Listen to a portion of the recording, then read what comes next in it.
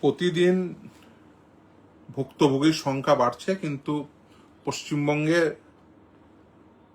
রাজনৈতিক সামাজিক ক্ষেত্রে সেটা প্রায় হারিয়ে যেতে বসেছে সেই আলোচনা। রেশন কার্ড আইদার লকড হয়ে যাচ্ছে, অথবা এমআর ডিলারের পক্ষ থেকে বলা হচ্ছে রেশন দেওয়া হবে না সামনের সপ্তাহ থেকে, যদি আপনাদের নাম ডিলিট লিস্ট থেকে আপনাদের নাম আবার ইনক্লুডেড হয়। পাসপোর্ট করতে অসুবিধা, পাসপোর্ট রিনিউয়াল করতে অসুবিধা হচ্ছে, land registration, driving licence, domicile certificate পেতে অসুবিধা হচ্ছে, ড্রাইভিং লাইসেন্স পাচ্ছেন না। এই ভুক্তভোগীর সংখ্যা প্রতিদিন বাড়ছে। 34 লক্ষের অধিক মানুষের নাম ডিলিট হয়ে গেছে। কিছু মানুষের আন্ডার অ্যাডজুডিকেশন আছে। 28/2 যে লিস্ট, যে লিস্টের পরে অনেকেই আছেন ফর্ম 6 ফিল আপ করেছেন। ফর্ম 6 এখনো পর্যন্ত তার ফেট দেওয়া হয়নি। সেট টাইট আবার the matter. In the meanwhile form 6-এ আপনারা সকলেই জানেন যে একটা পরিবর্তন এসছে। আমি সত্যিই বুঝতে অপারগ হয়ে যাচ্ছি যে এই ফর্ম 6-এর এই পরিবর্তন কিভাবে সম্ভব। দেখুন, আমাদের যে ইলেকটোরাল রোল, সেই ইলেকটোরাল রোল সম্পর্কিত যে আইন, আপনারা অনেকেই রিপ্রেজেন্টেশন অফ পিপলস অ্যাক্টের কথা অলরেডি শুনে শুনে মুখস্থ হয়ে গেছে।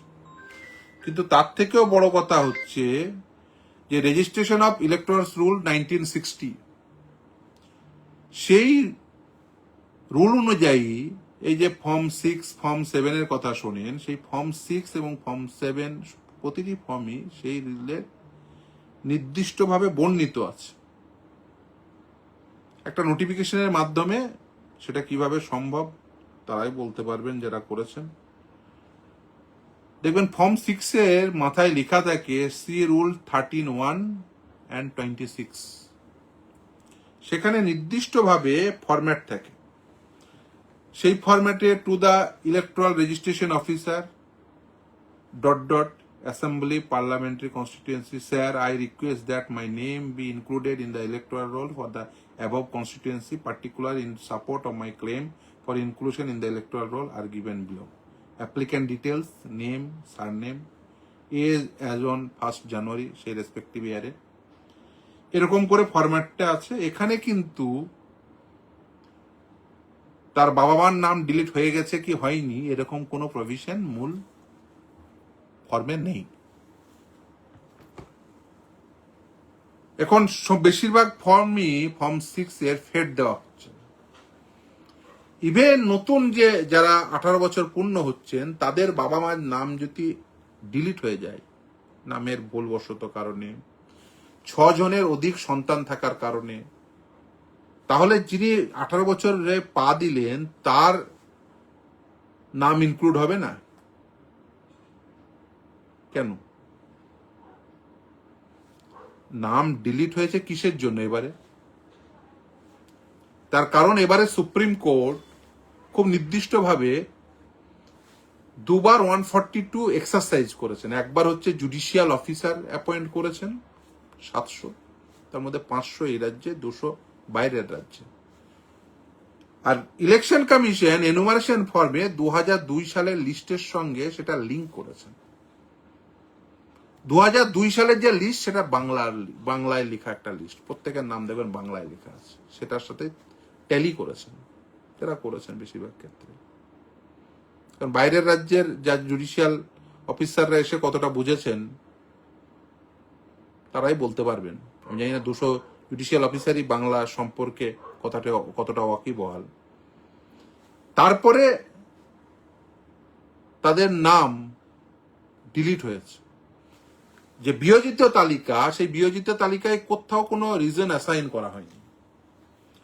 এবার উইদাউট অ্যাসাইনিং এনি রিজন তার এগেনস্টে অ্যাপিল করতে হবে সুপ্রিম কোর্ট। সেই সময় যেহেতু ভোট ছিল সামনে, নিশ্চিতভাবে সুপ্রিম কোর্ট গুড ইন্টেনশনে এবং খুব যথার্থভাবেই 142 এক্সারসাইজ করলেন। 142 কখন এক্সারসাইজ করা হয়? একেবারে নির্দিষ্টভাবে আন্ডার আর্টিকেল 142 আমাদের সংবিধানে নির্দিষ্টভাবে বলা আছে কখন করা হয়, ফর ডুইং কমপ্লিট জাস্টিস। আমি অন্য কিছু বলবো না, আমি শুধু সুপ্রিম কোর্টের জাজমেন্টেরই অংশ, এটা আমার কোনো ইয়ে নেই, এটা সুপ্রিম কোর্টের জাজমেন্টের অংশ, শুধু পড়ব। এবং এই জাজমেন্টটি 16 নম্বর প্যারাগ্রাফে একেবারে নির্দিষ্টভাবে খুব খুব খুব ইন্টারেস্টিং লাগলো। ফার্দারমোর, the power under Article 142 in our considered view cannot be used in total violation of the law. When a minimum sentence is prescribed by law, this court cannot, in exercise of its power under Article 142, pass an order totally contrary to law.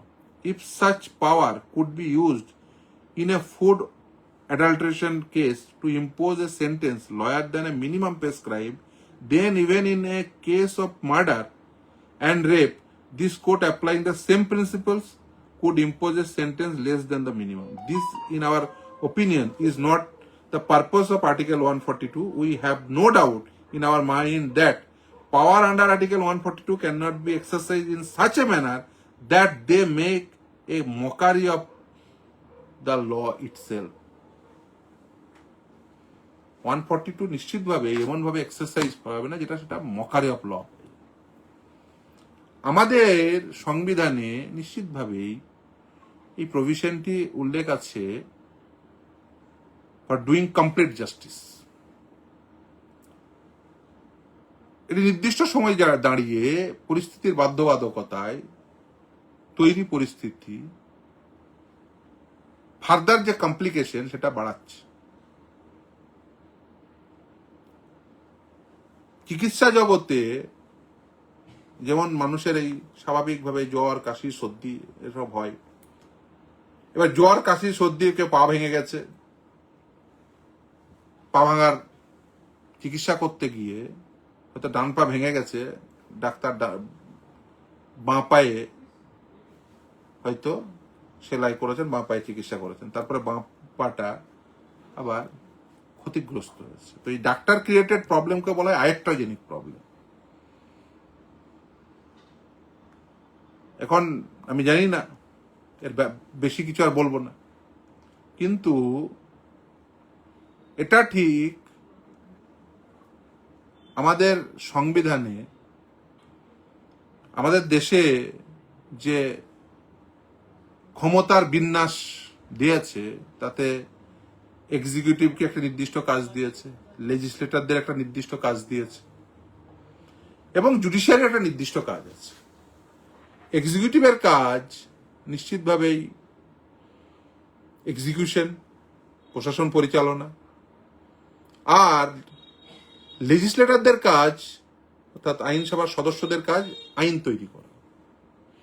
Judiciary তৈরি আইন মোতাবেক এক্সিকিউটিভরা কাজ করছে কিনা, বা প্রতিষ্ঠিত আইন অনুযায়ী ধরুন কেউ যদি আইনের ভঙ্গ করে, সে আইন ভঙ্গ করার জন্য উপযুক্ত শাস্তি প্রদান বা অন্যান্য যা যা আইনি প্রভিশন রয়েছে সেগুলোর ইমপ্লিকেশন হচ্ছে কিনা প্রপার সেটা দেখা, বিচার করা। জুডিশিয়ারি সাধারণভাবে লেজিসলেট করে না, কিন্তু আমাদের সংবিধানে বলা আছে সুপ্রিম কোর্ট যে আইন প্রণয়ন সেটা ল অফ দ্য ল্যান্ড। এবার এই দুটোর মধ্যে ফ্যালাসি কি? ধরুন একটা আইন সুপ্রিম কোর্ট কখন 142 এক্সারসাইজ করে, অনেক জাজমেন্ট আছে এই নিয়ে। সাধারণভাবে যেখানে আইন আছে সেখানে 142 সাধারণভাবে এক্সারসাইজ হয় না। হ্যাঁ, কখন হয়? For doing complete justice. এখন এই কমপ্লিট জাস্টিস এর তো আর এটা ডিসাইড করবে কে? আদালত নিজেই। ফলে এই কমপ্লিট জাস্টিসের জন্য যে উদ্ভূত পরিস্থিতি, সেটা যদি মানুষের শিরপ্রেয়ার কারণ হয় তাহলে কি করতে হবে? এখন আজকের দিনে দাঁড়িয়ে 34 লক্ষ অ্যাপিল পেন্ডিং, দৈনিক ডিসপোজাল রেট কত। এখনো পর্যন্ত প্রথম দিন থেকে বলে আসছি, ডেডিকেটেড ওয়েবসাইট নেই, অর্ডার আপলোড হচ্ছে না, ডাকার পদ্ধতি প্রকরণ এখনো পর্যন্ত একটা পাবলিক নোটিশ নেই, এখনো পর্যন্ত কজ লিস্ট, অর্ডার আপলোড কোনোটাই হচ্ছে না। যারা ইনক্লুড হচ্ছেন বা এক্সক্লুড হচ্ছেন কেউ বলতে পারছেন না কেন ইনক্লুড হচ্ছেন বা কেন এক্সক্লুডেড হয়েছেন। কারণ নিশ্চিতভাবে ট্রাইব্যুনাল রায় দিয়েছেন, কিন্তু সেই রায় কোথায় পাবেন? শুধু স্ট্যাটাসে দেখাচ্ছে, ইসিআই নেটে গেলে হয় ইনক্লুশন অথবা exclusion, included from the ইরোল or excluded from the ইরোল। Included হচ্ছে অথবা এক্সক্লুডেড হচ্ছে, চাতক পাখির মতো চেয়ে আছে। আর ইন দ্য মিন হোয়াইল এই সমস্ত অসুবিধাগুলো হচ্ছে।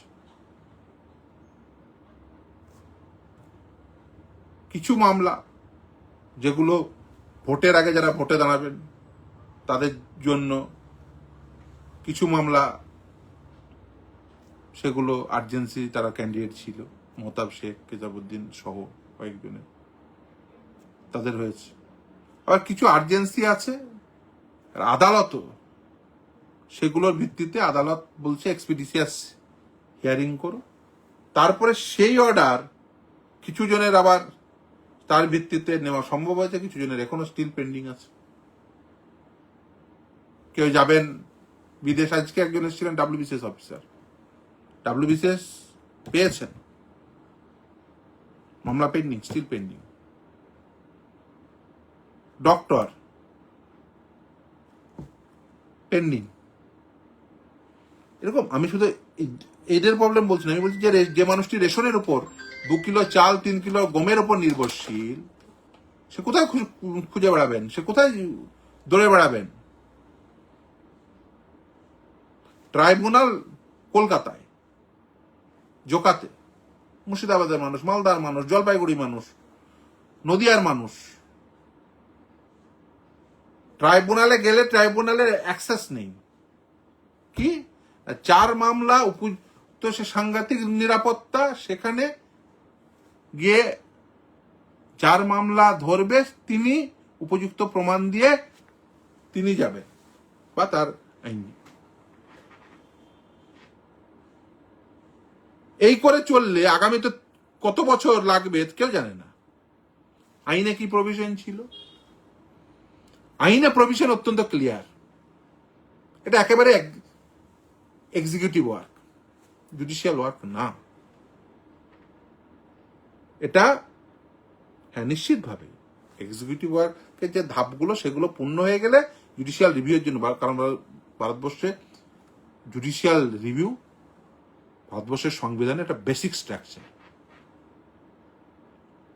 সেই জন্য জানেন যে ট্রাইব্যুনাল গঠন হওয়ার পরেও এল চন্দ্রকুমারের মামলায় সুপ্রিম কোর্ট নির্দিষ্টভাবে সেই ট্রাইব্যুনালের এগেনস্টে হাইকোর্টে যে দেখছেন, এই যে ক্যাটের স্যাটের মামলার অর্ডারের পরিপ্রেক্ষিতে সেগুলোকে চ্যালেঞ্জ করা যায় হাইকোর্টে।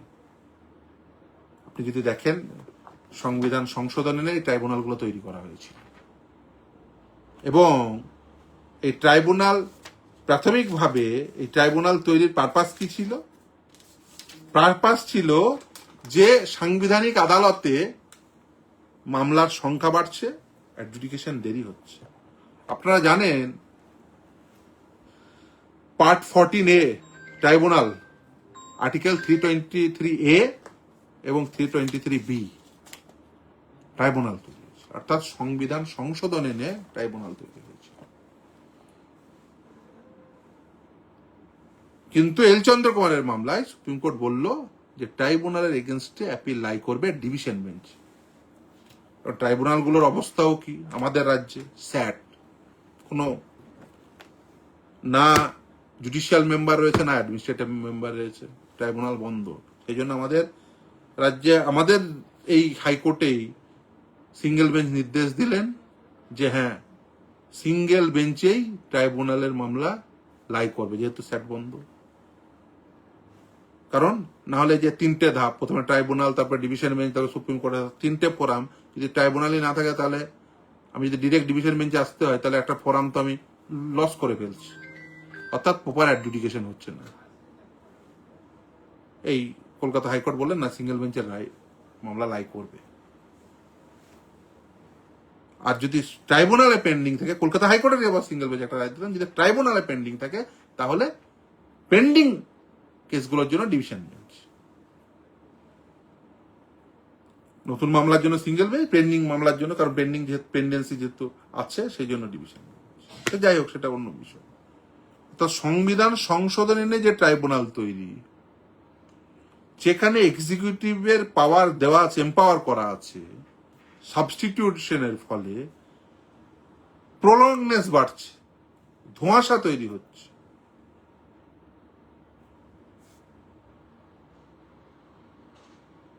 এইভাবে যদি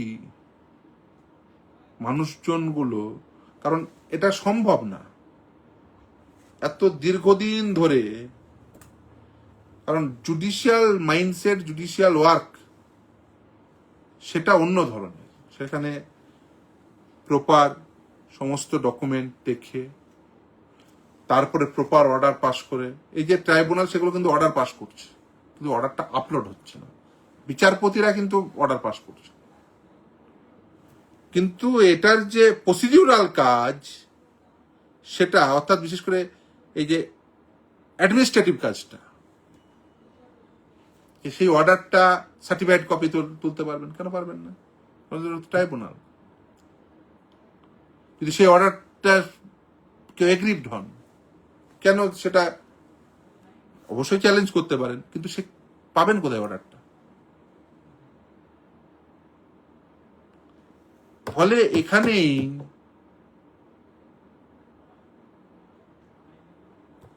মূল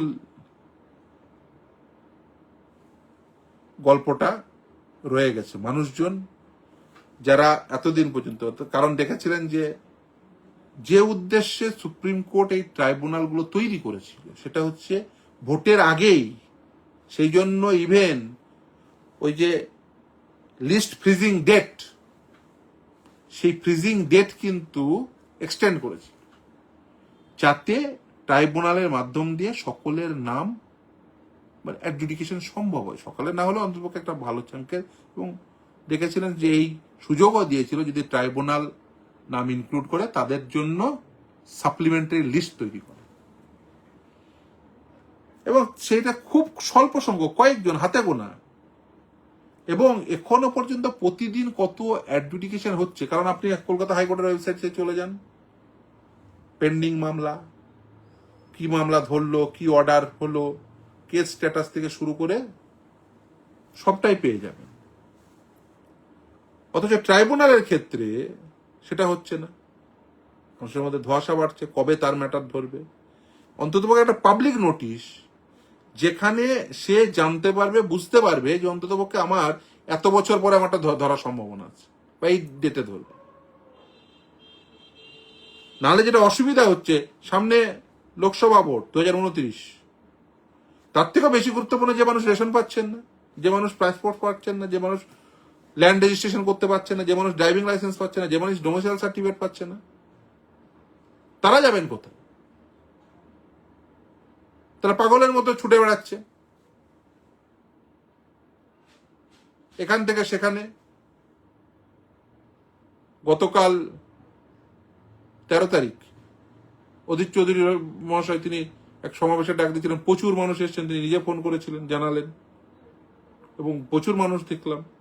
মানুষজন, বামেরা, সিপিআইএম সহ অন্যান্য রাজনৈতিক দল, কংগ্রেস, তারা চেষ্টা করছেন। কিন্তু আমি বলছি, আইএসএফ, নওশাদ সিদ্দিকী তিনি নিজে মামলা করেছেন, আমি তার মামলা করছি, চৌধুরী সাহেব, অধীর রঞ্জন চৌধুরী সাহেব মামলা করেছেন, এতে দ্রুততার সঙ্গে অন্ততপক্ষে ট্রাইব্যুনাল যাতে ব্লক স্তরে তৈরি হয়, এতে টাইম বাউন্ড ম্যানারে এটা এই অ্যাপিলগুলো নেওয়া যায়, সম্ভব হয় দ্রুততার সঙ্গে। কারণ ট্রাইব্যুনাল কলকাতায় আছে, জোকায় আছে, এটা দিয়ে মুর্শিদাবাদের মানুষ বা নদিয়ার মানুষ, তাদের এই যে মুর্শিদাবাদের 5.5 লক্ষ মানুষের নাম ডিলিট, তাদের নাম কবে উঠবে? তারা রেশন পাচ্ছেন না, তারা পাসপোর্ট পাচ্ছেন না, তারা ড্রাইভিং লাইসেন্স পাচ্ছেন না। নদিয়ার ক্ষেত্রেও সেম গল্প, উত্তর 24 পরগনার সেম গল্প, প্রতিটি জেলারই সেম গল্প। এবার মুর্শিদাবাদের সংখ্যা বেশি, মালদায় সংখ্যা বেশি, সেখানে বিচারপতির সংখ্যা মাত্র 2টো মুর্শিদাবাদের ক্ষেত্রে। প্রতিদিন তো জুডিশিয়াল ম্যাটার, তার একটা 3 পাতার অর্ডার লিখতে গেলে সময় লাগবে, কিন্তু আইনে বলা ছিল সেটা অ্যাডমিনিস্ট্রেটিভ। কারণ আপনারা জানেন যে যেভাবে কাজ চলে, BD office, SD office, DM office, সেখানে যেভাবে যে পদ্ধতিতে ডিল করা হয় জুডিশিয়াল অথরিটির সামনে, অর্থাৎ একজন বিচারপতির ডিলিং পদ্ধতিতে এক নয়। কারণ তিনি সমস্ত কাগজ দেখবেন, সমস্ত নথি দেখবেন, অর্ডার পাস করবেন। কারণ executive mindset, executive work, administrative work আর জুডিশিয়াল ওয়ার্ক একই ফরম্যাটে চলে না। ফলে আমাদের দেশের সংবিধানে যে সংবিধান স্বীকৃত এই ডিস্ট্রিবিউশন অফ পাওয়ার, ক্ষমতার যে বিন্যাস, সেই বিন্যাসের নির্দিষ্ট পারপাস আছে। সেই পারপাসটা কি? সেই পারপাসটা হচ্ছে যে একটা ওয়েলফেয়ার স্টেটের কনসেপ্ট নিয়ে যাতে বেশি সংখ্যক মানুষকে ইনক্লুড করা যায়। এক্সক্লুশন আমাদের পারপাস না, অ্যাকোমোডেট করা আমাদের পারপাস। অদ্ভুতভাবে এবারে এসআইআর এ একটা এক্সক্লুশন মেথোডোলজি চলে, এক্সক্লুড করা। 2002-কে ইয়ার্ডস্টিক ধরাটা, অনেকে আছেন, একজন এসেছিলেন যেমন, তার বাবা মা 2002-এর আগে মারা গেছে, 2002-এর, আর তার 2002-এর পরে তার নাম উঠেছে, আর তাকে বলেছে যে তোমার বাবা মা নাম দিতে হবে, না হলে অন্য দেওয়া যাবে না। সবাই তো আর যে সব আইন জেনে বুঝে এনুমারেশন ফর্ম ফিল আপ করবে এরকম বিষয় না। এবার তার ফর্ম যদি জুডিশিয়াল অফিসারের সামনে পড়েছে, কিভাবে ডিল হয়েছে বুঝতেই পারছেন, কোনো অর্ডার নেই, কিভাবে ডিল হয়েছে বুঝতেই পারছে না সে। তার নাম ডিলিট হয়ে গেছে, অ্যাপিলের সামনে পেন্ডিং, এখন সে মাথায় হাত দিয়ে বসে আছে। এখন তিনি এই কথাগুলো তিনি গিয়ে ডিএম অফিসে বলতেন, তাহলে যেভাবে ডিল হতো, এখানে ওই 1000 ক্যারেক্টারের মধ্যে অ্যাপিলে সম্ভব নাই হতে পারে। সবাই যে পেসিভ দারুণ লিখতে এরকম বোঝার কোনো কারণ নেই। অ্যাপিল আমি কপাতার লিখবো, আমি ঠিক করব, বলতে পারেন যে অ্যাপিল এই এত পাতার মধ্যে লিখতে হবে। যা মামলার বিষয়বস্তু সেটা তো লেখার সুযোগ দিতে হবে। আপনি একটা ফরম্যাট করে দিয়েছেন অনলাইন, 1000 ক্যারেক্টার, সবার যে 1000 ক্যারেক্টারে সম্ভব অ্যাপিল লেখা তা না, 1000 শব্দ না, 1000 ক্যারেক্টার। আর 500 ক্যারেক্টারের মধ্যে ও তো লোকে ওই কোনোভাবে শুধু নিয়ম রক্ষা করেছেন, অন্য কিছু তো করেননি। সেই মানুষগুলো যাবেন কোথায়? প্রতিদিন যদি দৈনিক 20টা 30টা করে অ্যাডজুডিকেশন হয়, 20 বছর লাগবে না 30 বছর লাগবে কেউ জানে না। এ নিয়ে কেউ কিছু বলছে না। না কোন দল ভাগে বিভক্ত হলো, কে কোন মিত্র কোথায় গেল। ভোটের আগে তো সবাই মেরাব বেঁধেছিল। এই যে রেশন পাচ্ছে না, পাসপোর্ট পাচ্ছে না, ল্যান্ড রেজিস্ট্রেশন হচ্ছে না, ড্রাইভিং লাইসেন্স পাচ্ছে না, ডোমিসাইল সার্টিফিকেট পাচ্ছে না, বলুন, মুখ দিয়ে কথা বেরোচ্ছে না। সবার সম্ভব না। কিছু মানুষ তারা হাইকোর্টে এসছেন, তাদের অর্ডার হয়েছে, তাদের যে সকলেরই যে অর্ডার হলেই যে সেখানে অর্ডার কি দিচ্ছে হাইকোর্ট, যে এক্সপিডিশিয়াসলি তুমি এটাকে দেখো, তারপর তাকে ডাকছেন। কিছু জনের নাম সেই ডাকার ফলে তারা দেখাচ্ছেন, উঠে যাচ্ছে। কিন্তু আবার তো এটা সকলে সম্ভব না যে হাইকোর্টের প্রথম কথা। দ্বিতীয় কথা হচ্ছে হাইকোর্টের একজন বিচারপতি। দ্বিতীয় হচ্ছে যে ধরুন 19টা ট্রাইব্যুনালের মধ্যে 2টো ট্রাইব্যুনাল অলরেডি ফাঁকা, চলে গেছেন বিচারপতিরা, খবরে প্রকাশ, তারা কি বলেছেন হোয়াটসঅ্যাপে, তার মানে 2জন বিচারপতি কমে গেছে। এই বৃহৎ সংখ্যক মানুষের যে সমস্যা, এই সমস্যা নিয়ে কেউ জনমানসে, বিশেষ করে এই মানুষের সমস্যা সমাধান করতে হবে। এই মানুষগুলো তাদের নাগরিক পরিষেবা থেকে বঞ্চিত হবেন, এটা হতে পারে না। ফর্ম 6 নতুন করে দিয়েছেন, ইন্টেনশন কি? ফর্ম 6 গুলো এখনো পর্যন্ত অ্যাডজুডিকেটেড হচ্ছে না। এর অ্যাডজুডিকেশন করতে হবে, ফর্ম 6 এর প্রপার অ্যাডজুডিকেশন করতে হবে। টাইম বাউন্ড ম্যানারে ট্রাইব্যুনালে সমস্ত অ্যাপিল ডিসপোজড অফ করতে হবে। প্রয়োজনে ব্লক স্তরে ট্রাইব্যুনাল তৈরি করুন, এবং টাইম বাউন্ড মানে 2 মাস, 3 মাস, 4 মাস, এবং কারোর কোনো প্রকার নাগরিক সুবিধা বন্ধ করা যাবে না। রেশন পাওয়া, পাসপোর্ট পাওয়া, land registration, driving licence, domicile certificate, কিচ্ছু। মৌখিকভাবে বলছেন, অনেকের প্রচুর অসুবিধা।